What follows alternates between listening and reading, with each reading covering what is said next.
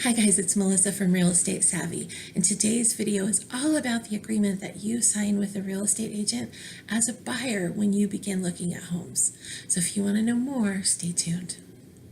Okay, in my state, that agreement is called a buyer-broker agreement. Now, a lot of people think that they're signing this agreement and that it's between them and their real estate agent, Julie, let's say Julie Smith. Well, it's not. The agreement itself is between the buyer and whatever brokerage Julie Smith works for. So let's say she worked for Century 21. The agreement would be between the buyer, let's say me, and Century 21. That's an important thing to know because if you run into problems with Julie Smith, you have some recourse. So it's a good and it's a bad thing because Julie's the middleman. But there is another step if you run into problems with her. We can talk about that later. So just know that your agreement is with whatever agent's brokerage you're working with. Okay, in that agreement, it specifies how much you're willing to pay that agent. If you've seen my commission video, you know that the typical rate for each side to be paid is a 3% commission. Now, you may have an agent who says, hey, I'll sell the home for 1.5%, or I'll help you buy the home for 1.5%. I don't really know why they would do that unless it was like a for sale by owner type thing, because on a for sale by owner transaction, they don't always agree to pay any realtor fees. So in that case, you would be paying your realtor whatever the percentages that you agree upon when you sign that agreement. So personally, I was looking at a home. It was for sale by owner. The sellers didn't have an agent, didn't want an agent, didn't want to pay an agent, didn't want to pay my agent. So my agent at the time was willing to take a 1.5% commission in lieu of me just handling the transaction myself. So what that did was, in that situation, because the sellers who typically pay both sides weren't willing to pay anybody, it meant that at closing, I had to pay my agent 1.5%. It's an important thing to know because a lot of times an agent will step in on a for sale by owner and you'll think, oh, the sellers are going to pay all the fees, and that's not always the case. But typically what happens is you've got a buyer and a seller and they each have an agent. And the seller is the one that pays both sides. Your agent is designating in their contract with you, or the brokerage contract with you, how much they're going to be paid. So if you have a seller who designates that they're only going to pay 2% to a buyer's agent, okay, and you've signed a contract with your buyer's agent that they're going to be paid 3%, guess who gets to make up the difference? The buyer does, because the buyer signed a piece of paper that said, hey, Julie Smith, you'll be paid 3% on any home that I purchase. And the sellers say, we didn't agree to that on our side. We only agreed to pay 2%, and that's what we advertised, and that's what we put on the MLS, and that's what we're limited to. And so the buyer gets to pay Julie Smith the extra to make up the difference. So that's important to know as well. And I hope I didn't confuse you with that. If I did, leave a comment down below because I can try to explain that more. Okay, in that agreement, it specifies the amount of time that you're going to work with Julie Smith. So when we had a realtor, we had this agreement presented to us 3 times. The first 2 times, it was presented with a specific home that we were putting an offer on. And it was presented at the time that we were writing the offer, and the agreement specified, hey, this is for 1234 Main Street, and it's for the next 60 days. And if they buy it, I, Julie Smith agent, am going to be paid X amount in a commission, one way or the other. The sellers will either pay it or the buyer will make up the difference. So we had that with 2 times with a buyer broker agreement. But the third time that it was presented to us, our agent had invested quite a bit of time with us, and she decided she was going to make sure that no matter what, she was going to get paid.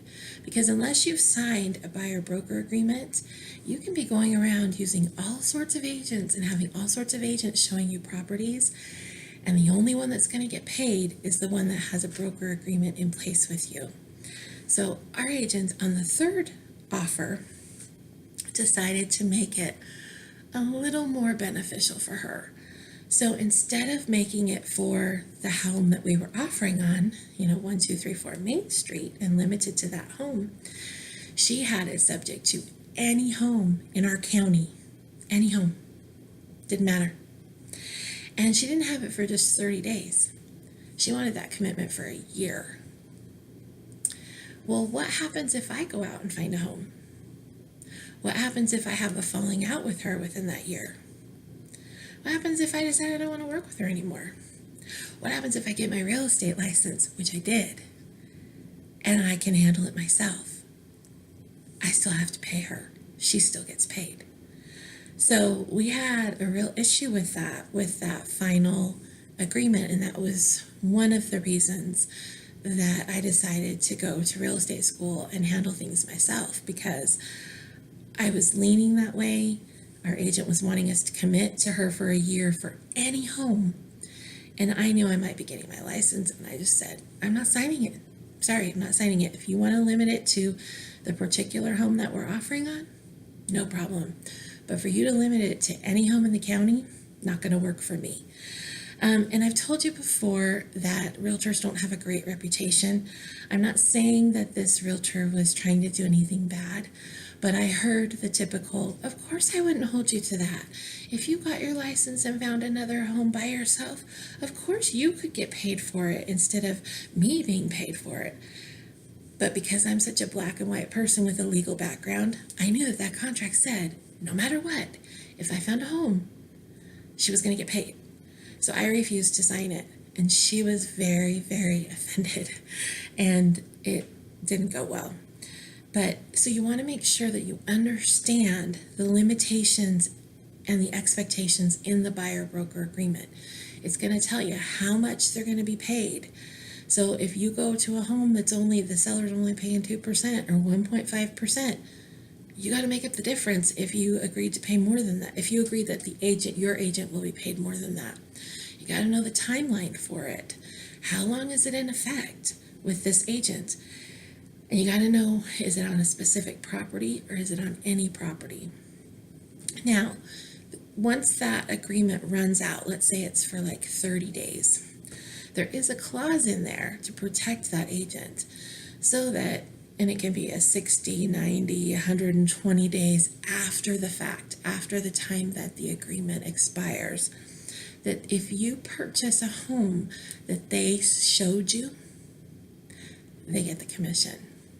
So it prevents you from going to see a bunch of homes with an agent and waiting until your agreement with them runs out, and then you call up the buyer or you call up the seller and say, hey, let's do a deal on the side. And the seller doesn't have to pay. The seller thinks, oh, I don't have to pay your agent because you're done with them. And you think, oh, the agent's not involved at all.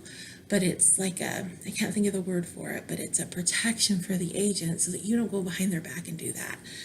And so in our situation where we had the agent who we had the falling out with, we had an agreement from a previous offer where the agreement was valid for 30 days and that had expired. But the protection clause for her was valid for another 3 months. And so once we had the falling out, I knew no matter what home I found, if it was any property that she had shown me, and sometimes if it's any property, it doesn't have to be designated to just something they've shown you.